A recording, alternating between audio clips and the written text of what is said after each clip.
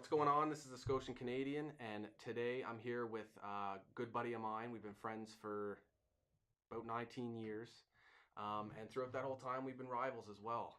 His name's Tyler. He's a diehard Maple Leafs fan, and I gotta respect him. He's come into the Habs zone here, and he's surrounded by a bunch of Habs stuff, a little out of his element. But I respect him for taking the time to sit down with me and talk about our teams. Thank you. So first up on the docket, we're just gonna jump right in and talk about the Nylander contract. So Kyle Dubas is in a bit of a pinch here right now. What do you think? Yeah, I mean, I'm not. The thing is, where Nylander can't go anywhere. He can't. Leafs aren't going to trade him. I mean, if a team sends in an offer sheet and it's something ridiculous, you're going to get first-round draft picks in return. So I mean, I think it was Bob McKenzie saying the other day there, instead of like a 2-year bridge contract or a 7-year contract, maybe something like 3 or 4 years, and after that 3 or 4 years, then he get his big money. And like comparisons to Nylander, I guess would be what? Ehlers, Pastrnak. Yeah. So somewhere I don't think he's in Pastrnak.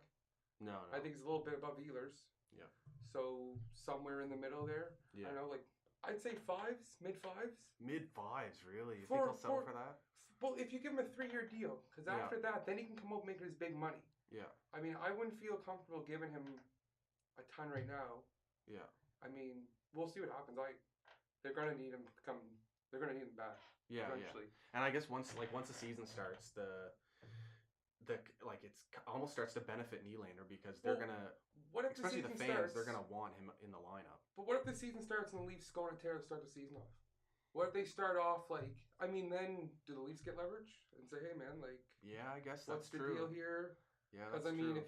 if they come out of the gates hot and they're doing it without Nylander, right? Maybe we don't need you so much after all. You know what I'm saying? And I guess Nylander can say in his case, well, what did I play last year?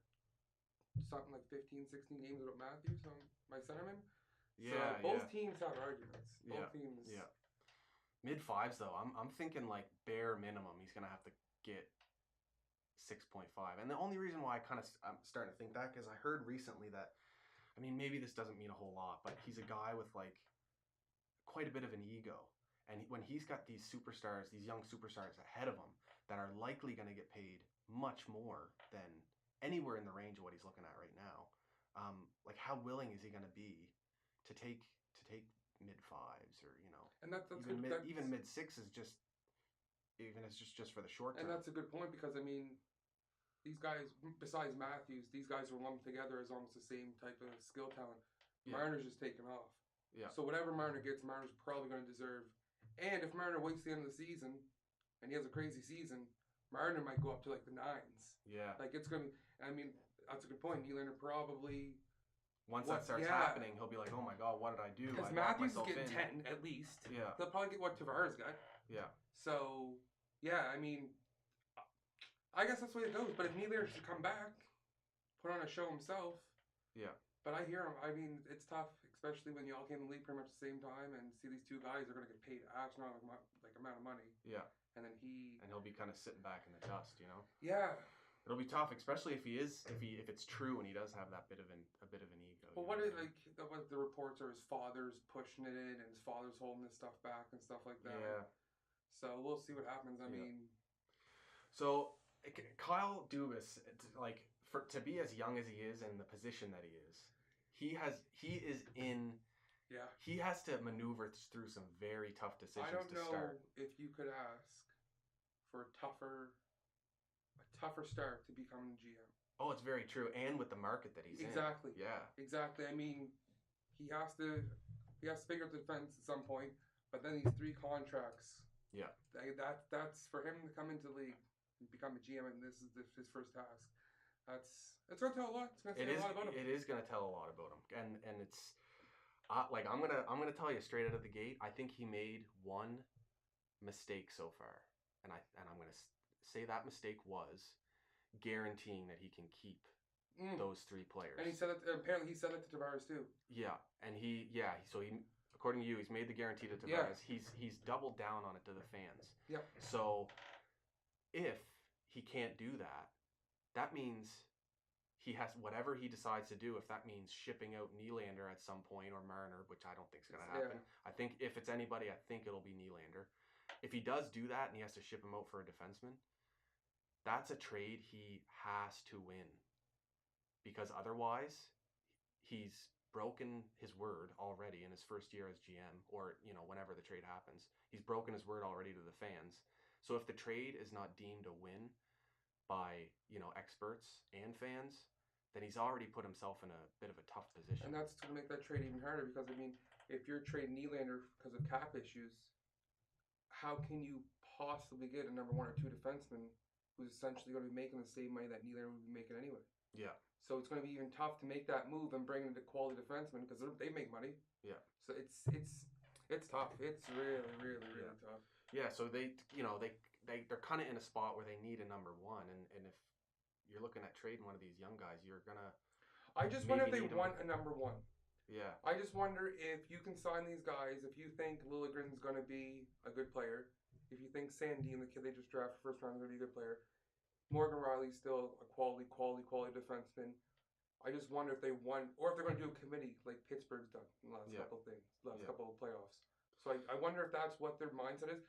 Because you take Ron Hainsey off this Dcore and bring in a guy who's going to actually play 82 games and not wither away like he did last year. Yeah. Zaitsev has to bounce back, but they have to get another Travis Dermott. Yeah. He's a kid. So I mean, you have some there, but it's not right now. And I don't know if they can afford to bring in a number 1 defenseman. It might be like a 3 or 4, maybe even a 5.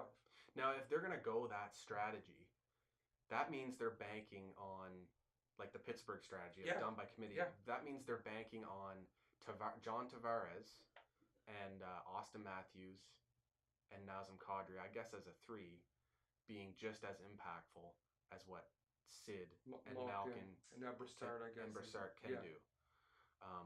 I think the one thing the Leafs have is if they don't match the totals. Let's just take out Kadri and Brassard, because I think Kadri will outdo Brassard. Yeah. If you say Tavares and Matthews can't match Malkin and Crosby, I'd agree with that. But the wingers and the depth at forward might be enough to match Pittsburgh's overall forward play as a whole. But those two versus the Leafs two, right now I'm still going Crosby Malkin.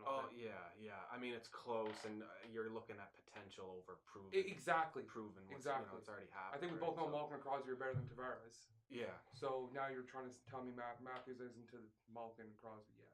Yeah, exactly. He's not going to get to Crosby, I think. Right.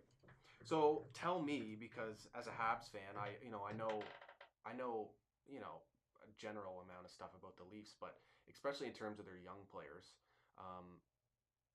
and talking about the Dcore specifically, like Morgan Rielly, I really like him as a defenseman. Great puck mover. I think he still hasn't reached his full potential yet. He's going to be.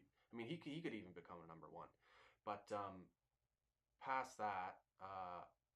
So let's look at Liljegren and Dermott. I don't really know much about them. So like, have they shown anything up to this point that they could actually become top 4s?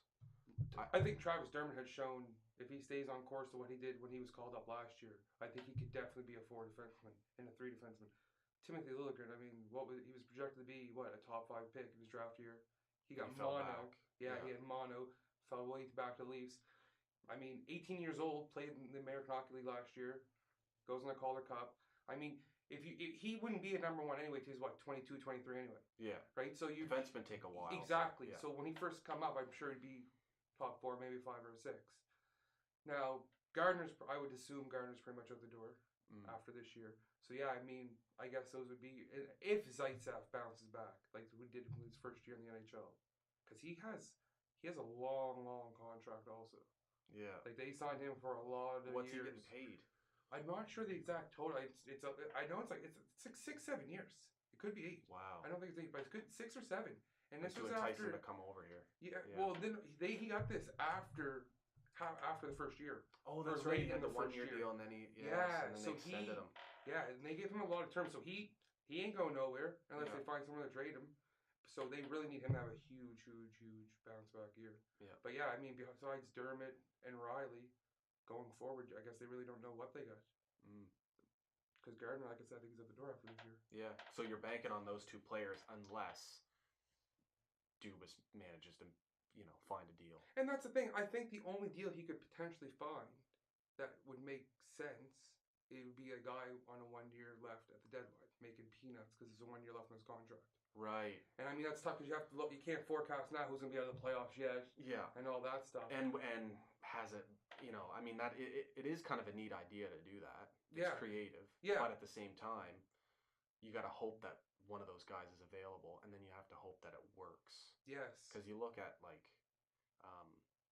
Washington doing it with Shattenkirk, and it was an absolute disaster. It was, train wreck. It's like these guys come from another team, and they just don't have time to adjust. And it's like at the time of the year when hockey is the most tight, the most hard played, Yeah, and that's one thing the Leafs, if they can go out, they don't need the puck moving defenseman like necessarily.